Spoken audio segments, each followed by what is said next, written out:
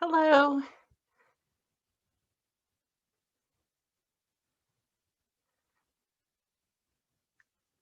How are you?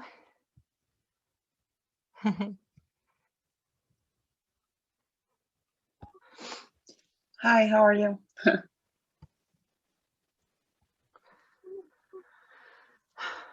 So, I have noticed that I don't have chapter 7, and I don't know why. And I don't know why I didn't put it up. Oh, oh, here's this. Okay, so I do have it. Just for some reason, I didn't put it up. Let me do that real quick for you guys, just so you would have access to it. Going forward.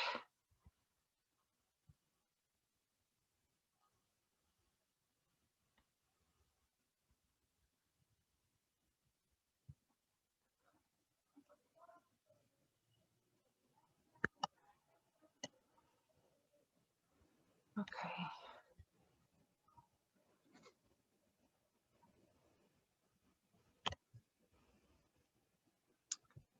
Okay, there we go.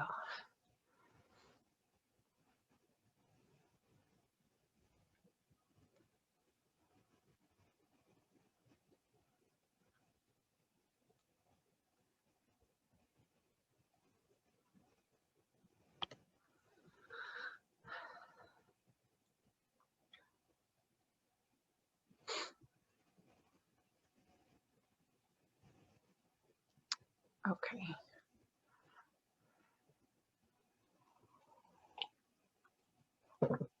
All right. Now, as we can see, these slides are straight from the book. You saw I just did that right now. And it's showing us that we have 61 slides from this. That is just absolutely craziness. I guess we can have comfort in knowing that it looks like a lot of the slides are just one slide for one graph. But that's just, oh, and they have like learning objectives built in here.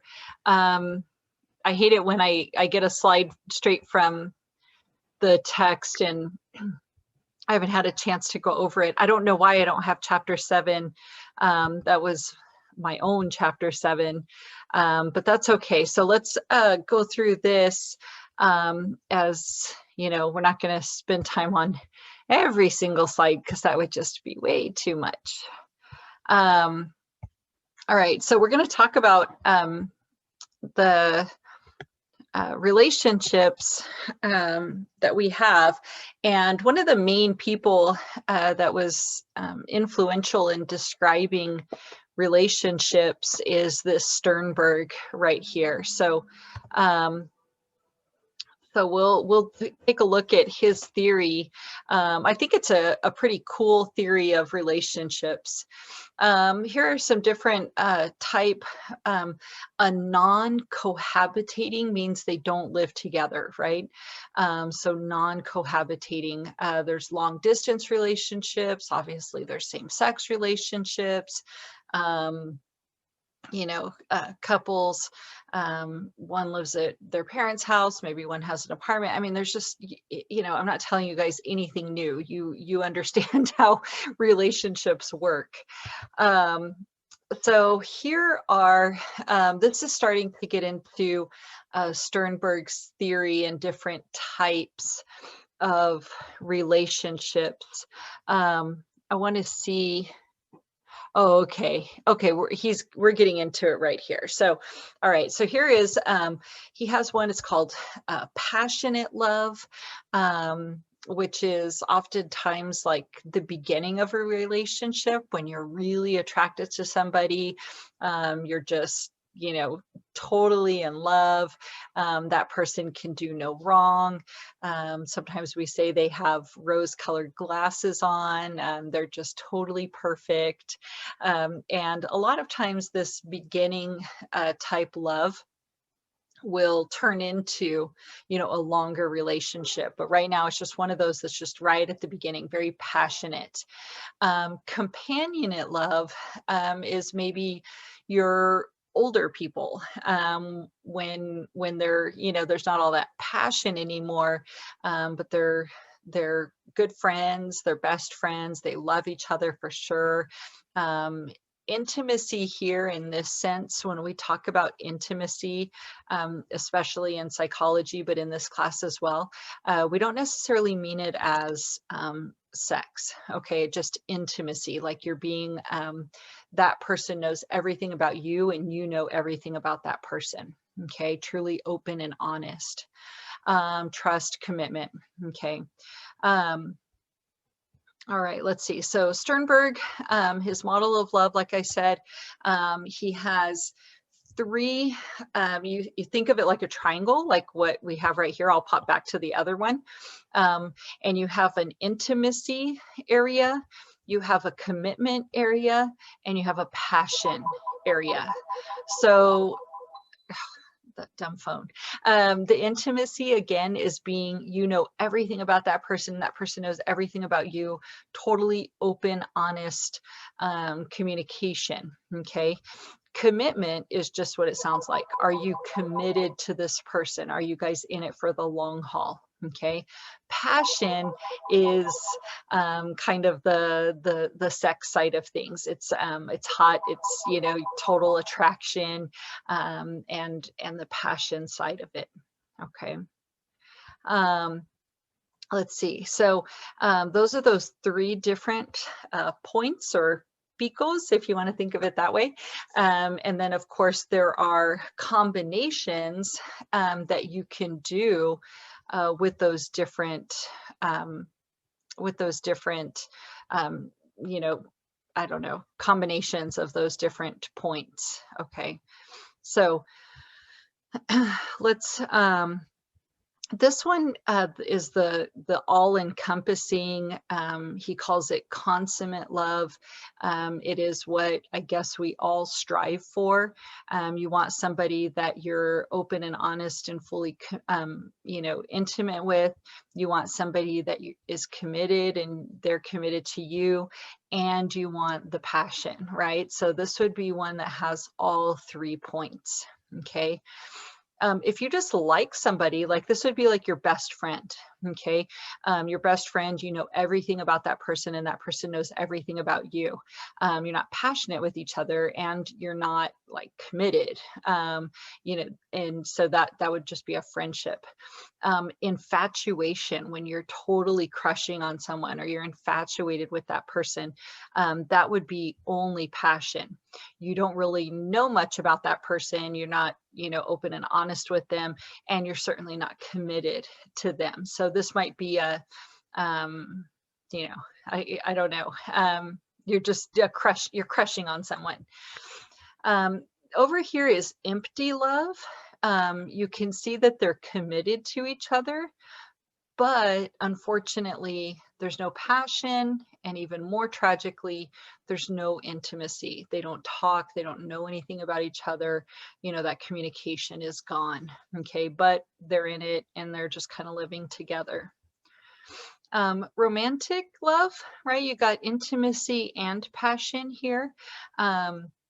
This one is probably on its way to being a really good relationship as well. They just haven't committed yet. They haven't made that commitment pledge.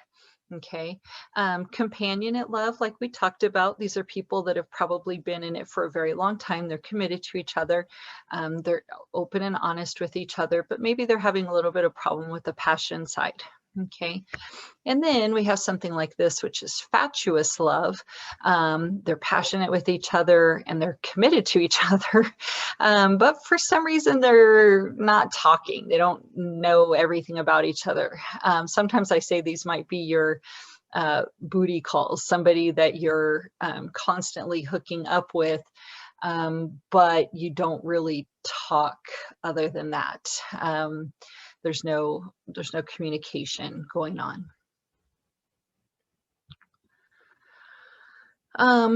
So let's see, I'm gonna skip over that, obviously.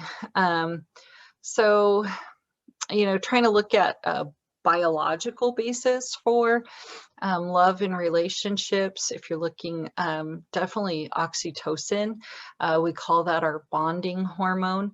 It floods the mom's brain when she's breastfeeding her baby so that they become bonded. We also know that it floods the brain during orgasm, so the couple becomes bonded. So there is a pretty big push or evidence for a biological basis of people getting together and staying together and maintaining those relationships. I don't know what these are. What are those hamsters? I don't know. I don't know if I've ever seen a little baby hamster. Prairie voles. So it says that they, I guess, remain together for life. So that's cute. All right, so functional brain imaging, when you're looking at somebody that you love, your loved one, we can see here the different parts of the brain that's lit up. So, showing definitely in here in the center part that the limbic system, hormones and excitement and all of that going on inside of there. So that's good. Let's see, I don't know if I care about the learning objectives. So attachment theory, this would be the nurture side. If we were switching from the nature side, the biology side of it, now we're going into the nurture side.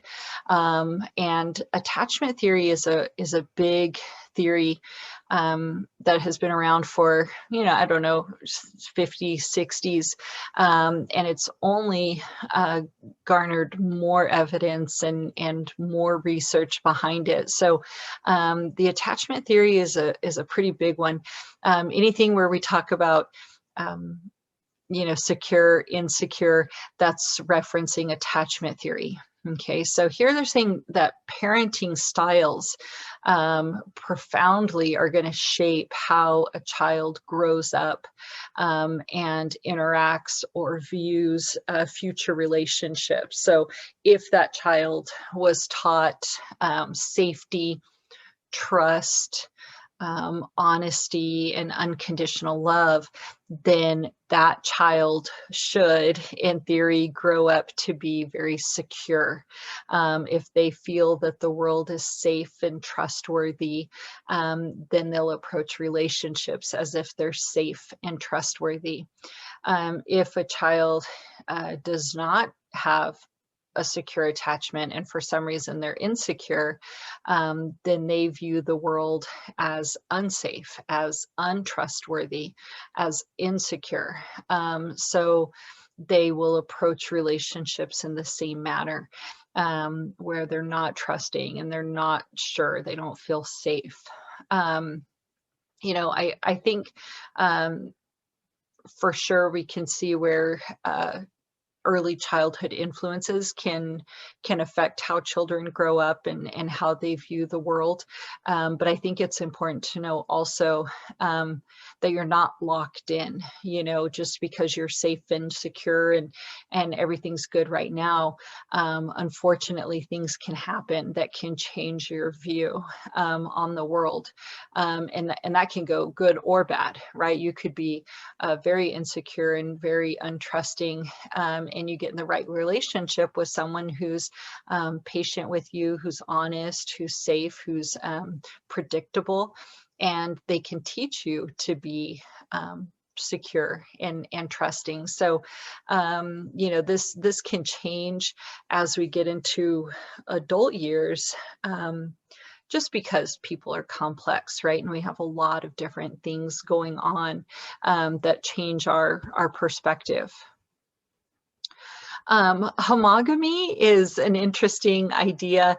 It says that it's the tendency of couples to resemble each other in a variety of respects as they age. And, it can be a good thing. I think at the beginning it can be detrimental, but at the beginning, or eventually, like older people, they have similar interests, they have the same views, they have maybe the same approach to handling their money, they have the same approach to handling parenting and so on, and that can make for a very good relationship, right? You don't want to be fighting over things like that. But why we say it can be detrimental at the beginning of a relationship is usually you're attracted to somebody for all the things that they are and all the things that they do. And when one of those people in the relationship starts taking over and starts only doing the activities that the other person does, loses their own kind of identity, and starts morphing into a carbon copy of their boyfriend or their girlfriend, then that one individual can lose interest in them because that's not who they fell in love with, right? And they liked that autonomy and they liked that independence. So sometimes you don't want to if your boyfriend, if you were a runner or something like that, and your boyfriend's a skater, and then all of a sudden you start skating and then you're with him 24/7 and all you talk about is skating and so on, it might become a little bit boring for him because you used to be a runner and you would have your time and you had other things that were interesting to bring up and talk to him about. So just something to think about with that idea of homogamy. Okay. Yes, 100%. Communication problems are the main reason for dissatisfaction in marriages and long-term relationships. We cannot stress this enough. A lack of communication is going to cause so many other problems. And it can truly be the end of a relationship. Sometimes we hear things like an affair is the reason why a couple broke up. We really say that an affair is just a symptom of a larger problem. And that larger problem is, I would say 99% of the time, communication problems. So, they're not talking, they're not communicating, they're not, it's just having a total breakdown. And so then somebody else is finding that intimacy with somebody else. And that usually is just what pushes the person over the edge. And they cite that that's the reason why they broke up. But really we can see that there were other problems before that. Let's see. Yes, self-disclosure, is so important. Here it's saying the expression of anger is not always bad. You just want to be careful in expressing anger and in expressing, frustration and things like that. We sometimes when we advise people to go to counseling therapy, it's a lot of times it's to learn how to communicate, and it's to learn how to express yourself, and sometimes even to learn how to fight with that person. A few tips that I can give you is you never want to get personal with somebody, calling somebody names, telling them they're a jerk for doing things, or, all those other bad words, for whatever behavior. That is not productive. And that is not going to get you the communication, and it's certainly not going to get you to the solution that you're looking for. So what you want to do is, I know this sounds really cheesy and kind of like psychobabble, but it works. You want to try and start it off, we call them I statements. I feel like this when you do this. Okay. And making a statement like that is honest. It's true. You're not attacking that person. And it should ignite an honest answer back, and an honest realization. Okay, so let's give an example. Okay. So a long time ago, when I first started this job and I was going through the tenure process, I had to do a lot of um, meetings and things like that. And our meetings here at EPCC usually start later because they let all the teachers teach and then they start later. So some of them wouldn't be until like 5 o'clock in the evening. And a long time ago, my kids were little, so I couldn't leave them at home. And so I needed my husband to come home so that I could leave and go to my meeting. Well, my husband is not the best at time management and time prediction. So a lot of times he was late. Now, not so late that it would make me late to the meetings, but it was late enough that I started getting nervous that I was going to be late, right? Because I usually had to drive like over to Via Verde or something like that. And I knew with traffic. And so I just start getting nervous. I needed like 20 or 30 minutes, right, to get there. So, say he comes in a little bit late and here I am just waiting for him to get there. A very honest and real reaction could be something like, this is ridiculous. You're always late. You're such a jerk. You never care.